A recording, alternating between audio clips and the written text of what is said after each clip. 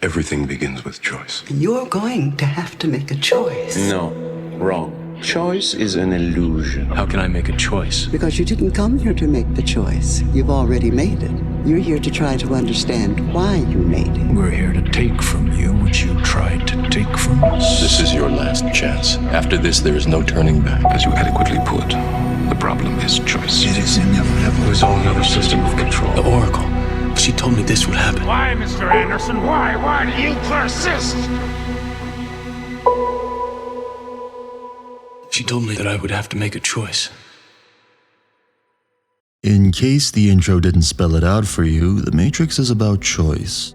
Well, it's about a lot of other things, but choice is the central theme that runs through the entire trilogy. And for a series that trivializes its protagonist's sense of agency at every turn, Neo has a lot of choices to make, as far back as the first act of the first movie. Choose to go to the club or not, choose to commit to his day job or not. The time has come to make a choice, Mr. Anderson. Choose to listen to Morpheus or not, head for the scaffolding, cooperate with the agents, take the red pill or not. But for every choice that the movie introduces, there's an unnerving current of fatalism that runs underneath it. Neo would have gone to that club no matter what, drawn like a moth to the flame. Of course he would say yes to his boss, then literally try to escape his workplace. And of course he would defy the authorities given his obsession with Morpheus and what he thinks his rights are. But the most obvious one is the pill.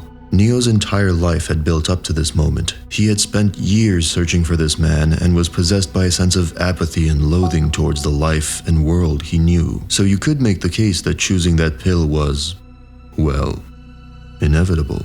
And this conundrum only intensifies as the series progresses. Candy? You already know if I'm going to take it? Wouldn't be much of an oracle if I didn't. But if you already know, how can I make a choice?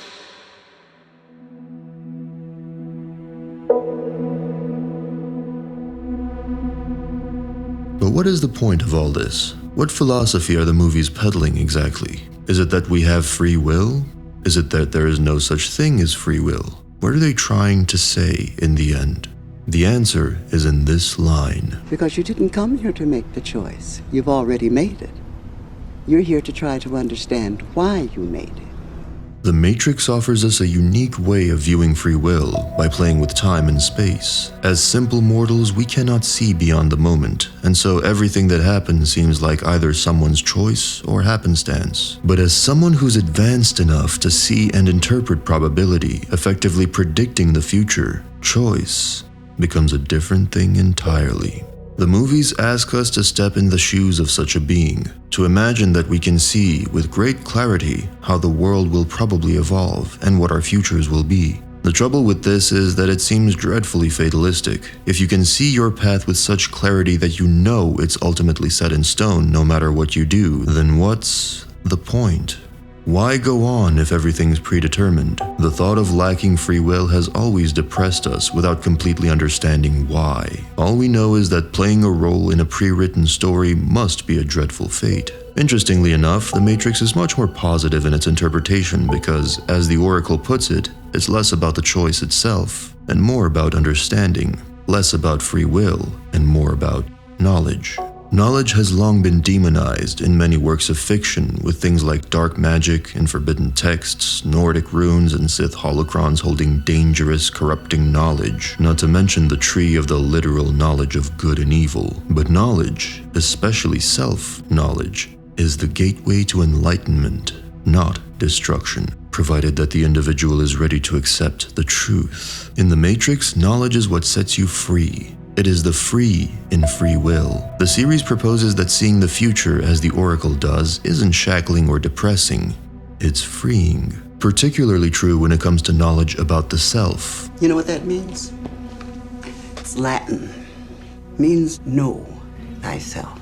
This is true in our own lives. Most of the pain we experience comes from a lack of knowledge about the outside world, as well as a poor understanding of our own impulses, not knowing why we do the things we do, or perhaps not wanting to know. The point of Neo's story was never to prove that he is the one and to vanquish the machines and live happily ever after in a wholesome display of free will's triumph over determinism. Him being or not being the one is irrelevant. The movies introduce this question almost as a red herring. Is he the one? Is he not the one? Are the machines right?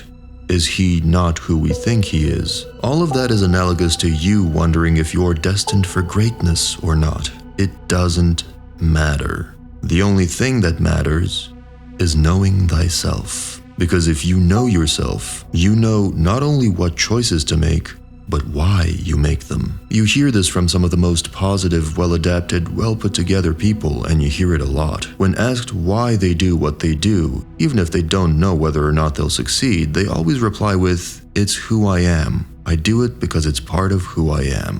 Knowing yourself and knowing your future isn't a prison, it's freedom. Because let's imagine that Neo isn't the one. As a matter of fact, he actually goes through the first film thinking that he isn't. What you'll find is that nothing changes. Neo would still take the red pill, he'd still oppose the machines, and he'd still trade his life for Morpheus's. Not because he doesn't have a choice, but because he will always choose to do that, no matter what. Why?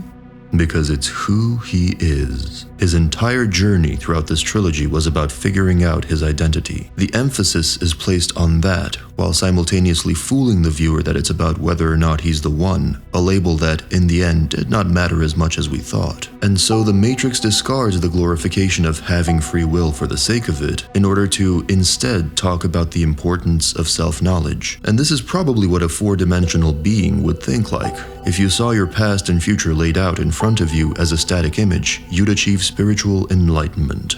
Because you'd know not just how things will turn out, but why they turn out that way. And that's the only real victory Neo or any of us can hope for.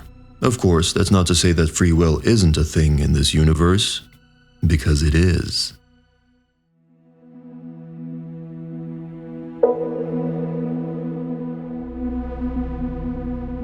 Neo is a failure. He fails to escape the office building, thus getting captured by the agents. He fails to beat Morpheus, he fails the jump program, fails to keep himself from dying. Him waking up as the one doesn't count. That's meant to distract you from the actual theme at play and give the first movie a satisfying climax. He fails to catch the Merovingian, fails to reset the Matrix, succeeds in saving Trinity. Just kidding, fails to save Trinity, and fails to beat Smith. Twice. And while this seems like a pretty grim chain of events, this is actually meant to drive home the point of free will. It's a middle finger to fatalism, for Neo could have accepted the fate that the machines carefully laid out for him, or he could lose. He chose to lose. He did so because choosing the former wouldn't actually be a choice, or at least not his choice. There's also a lot of reverence for the little guy happening here. The unglamorous, blue-collar worker that you wouldn't normally think is that important, but who nonetheless allows society to function by carrying out his unassuming tasks. Because even though Neo sucks at being the chosen one, at fulfilling this grandiose, high-level job, he is remarkably adept at achieving seemingly smaller victories, but ones that are just as important. He fails to save himself or unlock his powers, but manages to save Morpheus from the agents. He fails to restart the Matrix, but saves his crew who would have otherwise perished. He fails to beat Agent Smith or the machines, yet manages to broker a peace instead. When you think about it, despite all his flashy powers, he fails to do anything distinctly one-like. This is partly due to impotence, but a big part of it is, again, choice. It's almost like the more he fails at being the one man, the more he succeeds at being the Everyman. The good, down-to-earth man driven by common sense instead of a higher purpose. And the point of his journey was to realize that he is that man. He ended up knowing himself, unlike his twisted mirror image. I really should thank you for it. After all, it was your life that taught me the purpose of all life. The purpose of life is to end.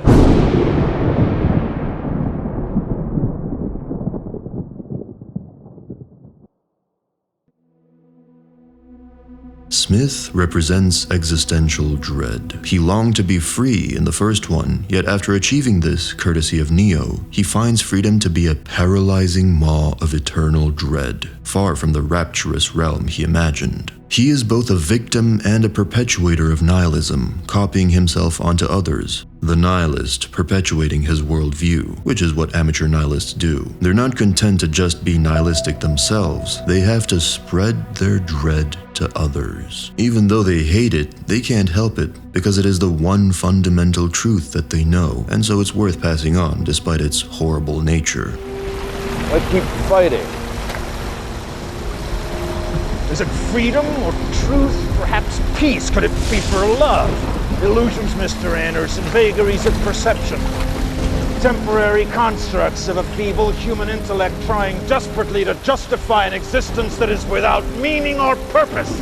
Also, it's the mother of all irony that Smith, who likened humanity to a virus, ends up being a literal virus that infects the Matrix. Perhaps this shows that any species that achieves true sentience and free will always naturally attempt to spread and consume its surroundings. But the broad point is that Smith is angry. He's coveted and chased freedom for so long, only to be terrified by it once he finally gets it. He's terrified because he doesn't know what to do with it. It's like that mindfuck of a moment when you're presented with a blank canvas and asked to just paint anything that comes to mind, and nothing comes to mind. So Smith's only goal, the only thing he knows he wants to do, is to lash out at those who slighted him. His captor, the Matrix, as well as the being who freed him into this madness, Neo. He does this hoping that somewhere along the way he'll find a purpose for himself, when, in reality, what he's lacking is commitment. He lacks the backbone to choose a purpose and stick to it, because he's still, at the end of the day, a machine, an AI, a computer that refuses to make a choice based on incomplete information. This again contrasts him against Neo, who chooses his path not knowing if it's the best thing to do, or even if he has a chance at succeeding. You must be able to see it, Mr. Anderson. You must know it by now. You can't win. It's pointless to keep fighting. Why, Mr. Anderson? Why? Why do you persist? Because I choose to. Neo now knows himself, so he understands not only what choice to make, but why he's making it, why he will always make it. Smith can't do the same because he's, in essence, a newborn, a child with all the intelligence and capabilities of a demigod and the wisdom and experience of a toddler. Had he defeated Neo, taken over the Matrix, and conquered Zion and the real world, he would still be in the exact same position he is now, because that's what nihilism is. Existence without purpose. And by the way, Neo is just as purposeless at the start of Reloaded. Now you might say, well, yeah, but Neo had the Oracle to guide him. Yeah, he did, but so did Smith. Remember that he took the eyes of the Oracle near the end and still didn't know what to do with himself. Neo, on the other hand, did indeed get specific instructions from both the Oracle and the Architect, aka Mummy and Daddy, on what to do with his life, and he disregarded that advice because he followed his own path. A lot of people say this, that they want to find out who they are, and so they embark on life's grand adventure to figure themselves out. But that's not what they're doing, because they already know who they are, even if they don't know that they know. What they're actually looking for is validation. They're looking to test themselves, their morals, their fortitude, their tenets, and philosophies by pitting them against life, against the raw harshness of existence, and seeing who comes out on top. Neo didn't set out to find himself, but to prove himself. He wanted to know the way so he could compare it to his way, and in the end, he found that his way was better. It cost him his life, but it netted him peace. Smith never found that inner peace because he never knew himself. The lesson here being, we all die. But in order to die well, you need to live well first. In order to live well, you need to know and test yourself, your principles, and figure out your purpose, lest you end up like that.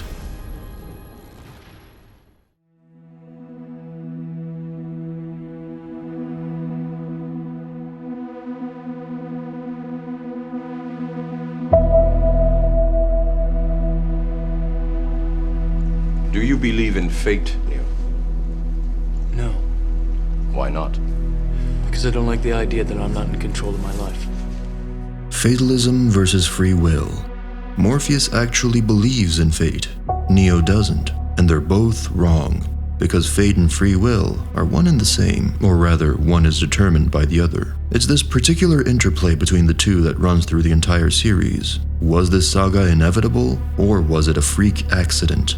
Yes, exactly. Interestingly, this scene, unassuming as it is, actually reveals that Neo in fact isn't the one. Or at least not the one that everyone was looking for. Even as far back as this scene from the first movie, we were given hints about this. The one to free everyone from the Matrix, the one to repeat the cycle, as the machines had come to expect, the one who embraces fate, prophecies, and blind belief.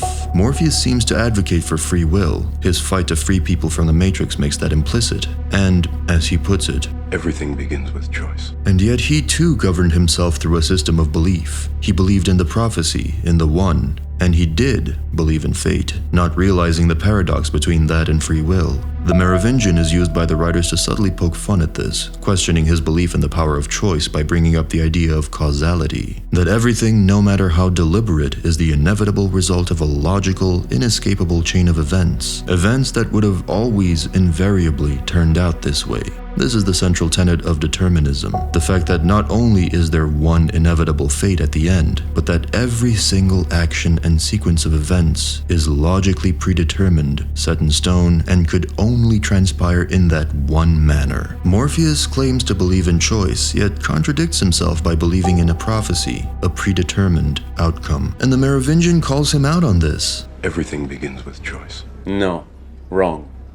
Choice is an illusion created between those with power and those without.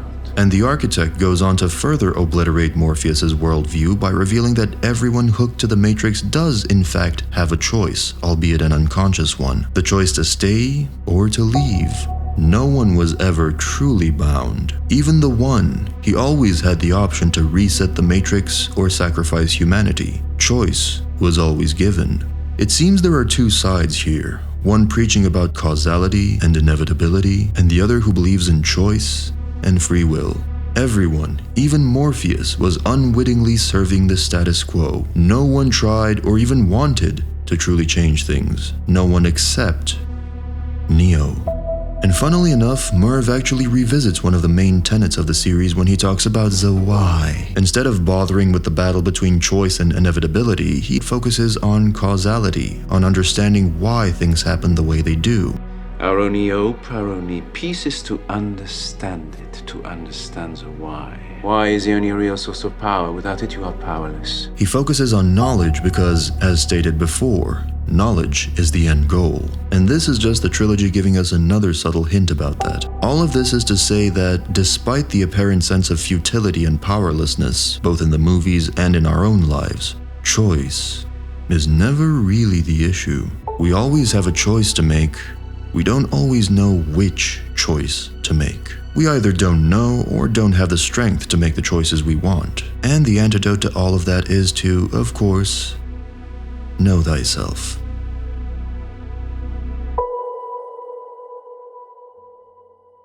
So what is the Matrix trilogy about? If you ask the male Wachowskis, it's about robots versus kung fu. If you ask the less male Wachowskis, it's all a trans metaphor. Some fans will say it's about love. Others will say it's about how to craft the worst sequels imaginable. To me, The Matrix isn't about any of those things. It's not about robots, gods, or distant futures, but about people.